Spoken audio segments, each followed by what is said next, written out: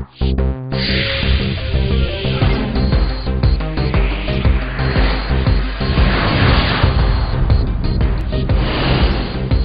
दर्शकवृंद, कार्यक्रम सीधा सवाल में बहुत बहुत स्वागत है। आजुक सीधा सवाल कार्यक्रम के अतिथि छथि जे बहुत चिर परिचित व्यक्तित्व नेपालक राजनीतिक के जानकार छथि, भारतीय दूतावास के राजदूत छथि रंजीत रे। हिंदी भाषा भाषी छथि, तय इनका मैथिली में नहीं हिंदी में बातचीत करने का प्रयास करो। एम्बेसडर साहब, आपका बहुत बहुत स्वागत है कार्यक्रम सीधा सवाल में। धन्यवाद। सबसे पहले हम बात करें जो भारतीय दूतावास और भारत सरकार जनकपुर को, जो मिथिला नगरी जनकपुर धाम में बड़ा नजदीक से आप देखते हैं, क्या एम्बेसी द्वारा और भारत सरकार द्वारा क्या चल रहा है विकास का निर्माण काम है जनकपुर क्षेत्र में? देखिए, जनकपुर तो एक बहुत हमारे भारत से जुड़ा हुआ है, धार्मिक रूप से, सांस्कृतिक रूप से। अभी माननीय प्रधानमंत्री नरेंद्र मोदी जी जब आए थे तो अग्रीमेंट हुआ था जनकपुर और अयोध्या को जोड़ने के लिए। तो जनकपुर के लिए भारत में, भारत की जनता में एक बहुत आस्था है और हमारे इतने श्रद्धालु आते हैं हर साल जनकपुर में। तो जनकपुर के विकास के लिए भारत की तरफ से जो हो पाएगा हम करेंगे। यहाँ पे अभी काफ़ी छोटे प्रोजेक्ट्स हमने किए हैं, जिसमें धनुषा सागर का सौंदर्यकरण और वहाँ पे फ्लड लाइट्स वगैरह का कार्यक्रम रहा है। कुछ कैंपसेस भी यहाँ पे हमने बनाए हैं और इस तरह का जो बॉर्डर एरिया का जो डेवलपमेंट है सड़कों का, उस पे भी फोकस है। पर एक चीज़ मैं आपके दर्शकों से ये भी कहना चाहता हूँ कि जो प्रोजेक्ट्स का निर्माण है, जो इम्प्लीमेंटेशन जिस रफ्तार से और जिस एफिशिएंसी से होना चाहिए, कभी कभी वो नहीं हो पाता है। तो इसमें लोगों को जागरूक रहना चाहिए कि भाई कॉन्ट्रैक्टर काम ठीक से कर रहा है, प्रोजेक्ट निरंतर आगे बढ़ रहा है। इस तरह का मुझे लगता है कि थोड़ा सा फोकस करने की ज़रूरत है। एम्बेसडर साहब, अगर बात करें तो हम जनकपुर की बात करें तो जनकपुर की विकास के लिए राज्य द्वारा विभेद तो है ही, लेकिन भारत सरकार जिस हिसाब से देखना चाहिए, हम तुलना करते हैं लुम्बिनी से। लुम्बिनी का विकास देखिए, लुम्बिनी का इतिहास जनकपुर के इतिहास से पीछे है, लेकिन लुम्बिनी देखिए वहाँ किस हिसाब से आगे बढ़ रहा है। जनकपुर आगे क्यों नहीं बढ़ रहा है? विकास इतना धीमी गति से क्यों है? देखिए, ये तो सवाल, इसका जवाब मुझे देना बड़ा कठिन होगा। ये तो मेरे ख्याल से आप लोगों को सोचना पड़ेगा। जनकपुर के इतने बड़े बड़े नेता रहे हैं, पॉलिटिकल राजनीतिक नेता बड़े बड़े ओहदों पर रहे हैं, तो क्या वजह है, क्या कारण है कि विकास नहीं हो रहा है? जहाँ तक भारत की नीति है, हम भारत नेपाल संबंधों को विकास के पर आधारित करना चाह रहे हैं आज के संदर्भ में। वैसे तो हमारे बहुत प्राचीन संबंध हैं, प्रगाढ़ हैं, सांस्कृतिक, धार्मिक, पर अब नए परिवेश में मुझे लगता है दोनों देशों को विकास पर फोकस करना होगा और हमारा स्लोगन जो है सबका साथ सबका विकास। तो लुम्बिनी में देखिए वैदेशिक सहयोग ज्यादा है, चीन भी कर रहा है, जापान भी कर रहा है, बहुत देश कर रहे हैं और लुम्बिनी आगे बढ़ गया। जनकपुर में क्या प्रॉब्लम है? भारत सरकार करना नहीं चाह रहे हैं कि भारत सरकार कहीं अवरोध है नेपाल सरकार से? नहीं, ऐसी तो बात नहीं है, पर जो भी हमें प्रोजेक्ट्स जब मिलेंगे कि जनकपुर के विकास के लिए, उस पर अवश्य हम लोग काम करेंगे। और कुछ जो यहाँ के लोगों की तरफ से प्रोजेक्ट्स आए हैं उसमें काम भी हुआ है, पर मैं इसमें आपसे सहमत हूँ कि जिस रफ्तार से और जिस स्केल पर यहाँ पे विकास होना चाहिए वो नहीं हो पाया है। दूसरी बात, जिस हिसाब से करें जनकपुर की विकास के लिए भारत सरकार को जो लगानी करना चाहिए, नेपाल सरकार से कहीं रुकावट है कि अवरोध है कि? देखिए, इतना मैं ऐसे इसको नहीं कहना चाहूँगा, पर मुझे जनरली लगता है कि विकास की संभावनाएं तो बहुत हैं, न केवल जनकपुर, पूरे नेपाल में, बट कहीं ना कहीं जिस रफ्तार से काम होना चाहिए वो नहीं हो पाया। रेल प्रोजेक्ट आगे नहीं बढ़ रहा है भारत सरकार के सहयोग से, जितना आगे बढ़ना चाहे। अब हमको लगता है कि आप 2-3 वर्ष पहले भी एक कार्यक्रम में आए थे जिसमें रेल की बात उठी थी और आपने वहां पर चर्चा भी की थी कि रेल ब्रॉडगेज बनेगी, शुरू हो गया है, लेकिन बहुत विलंब हो गया, करीब 5-6 वर्ष हो गया लगता है। ये मैं मानता हूँ, पर ऐसा नहीं है कि कुछ नहीं हो रहा है। जैसे जयनगर जनकपुर बर्दीबास रेलवे लाइन पर भी काफ़ी काम हुआ है और उसमें कुछ लैंड एक्विजिशन की बातें थी कि स्टेशन कहाँ बनेगा, इस टाइप की बातें थी।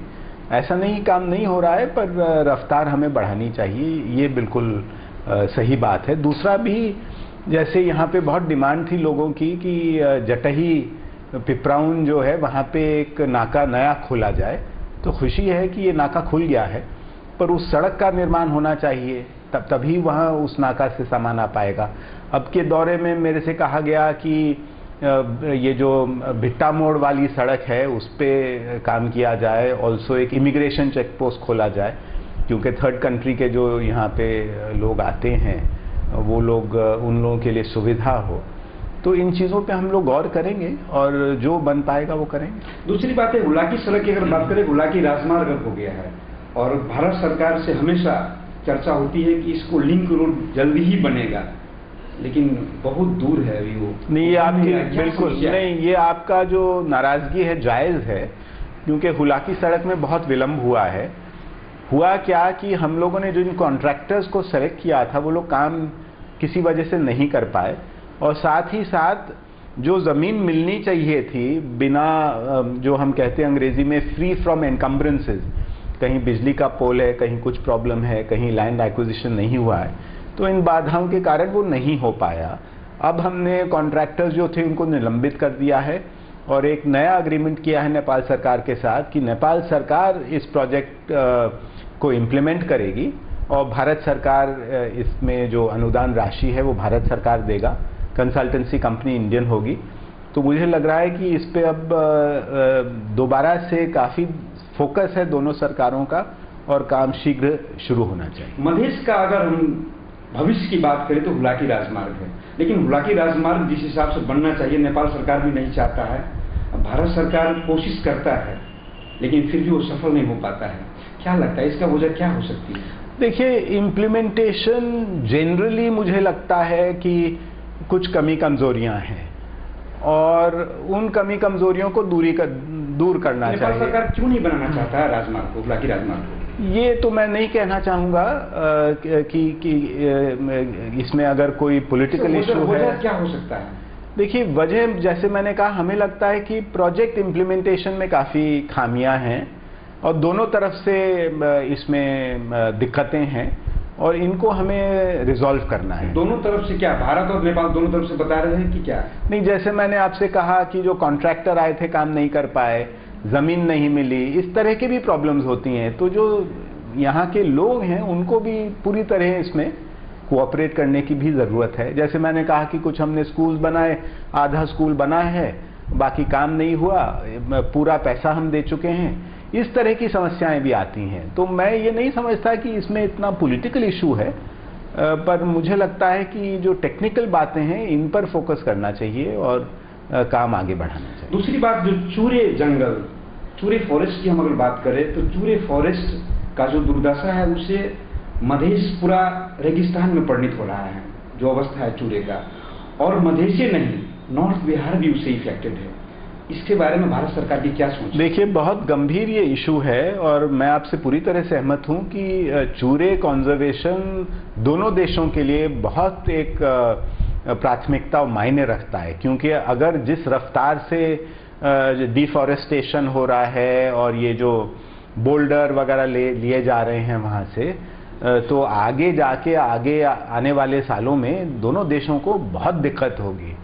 तो हमने नेपाल सरकार को ऑफर भी किया है कि देखिए, जो चूरे प्रोजेक्ट है इसमें हम पूरा समर्थन करेंगे, आप लोग प्रपोजल बना के हमें दीजिए और मैं काठमांडू जाके जो आपके वन मंत्री हैं उनसे भी इस पे सलाह मशवरा करूंगा कि किस तरह हम लोग इसमें कोऑपरेट कर सकते हैं। इतनी देरी होने का कारण क्या है इसमें, चूरे कंजर्वेशन में भारत सरकार इतनी विलंब से इस बात को क्यों स्वीकार? देखिए, ये जो कंजर्वेशन, इसमें दो चीजें हैं। एक तो चूरे कंजर्वेशन नहीं हो रहा है इसीलिए बहुत सिल्टेशन हो रहा है, मिट्टी बहुत आ रही है नदियों में, जिसकी वजह से नदियों का जो लेवल है वो बढ़ रहा है। तो एक हमारा कार्यक्रम है एम्बैंकमेंट कंस्ट्रक्शन का, जो बांध हैं जैसे कमला है, लाल बकाया है, बागमती है, इन पे बांध हम बना रहे हैं। और प्रॉब्लम बांध की इसलिए है क्योंकि जो सिल्टेशन वगैरह हो रहा है उससे प्रॉब्लम्स है। और साथ ही साथ मुझे लगता है कि ये नीति सक्सेसफुल तभी होगी जब चूरे कंजर्वेशन होगा। मतलब सॉइल कंजर्वेशन बहुत ज़रूरी है कि पानी जो है वो चूरे में ही अब्जॉर्ब हो पाए। तो इसमें हम लोग ने ऑफर किया है और बातचीत हम लोग कर रहे हैं और हम पूरा प्रयास करेंगे कि ये जो प्रोजेक्ट एक है जो नेपाल के लिए बहुत महत्वपूर्ण प्रोजेक्ट है, भारत के लिए भी उतना ही। भारत में इशू है ये चूरे कंजर्वेशन का? अभी मुझे लगता है कि इसमें जानकारी और बढ़ानी चाहिए, इतनी जानकारी शायद नहीं है अभी। पहली बार भी जनकपुर में हम आपसे बातचीत किए थे, जिस समय Indo Nepal cross border journalist association का मीटिंग हुआ था जनकपुर में, हम आपसे ही सवाल किए थे। उस कार्यक्रम में हम ही चेयर किए थे उस कार्यक्रम का।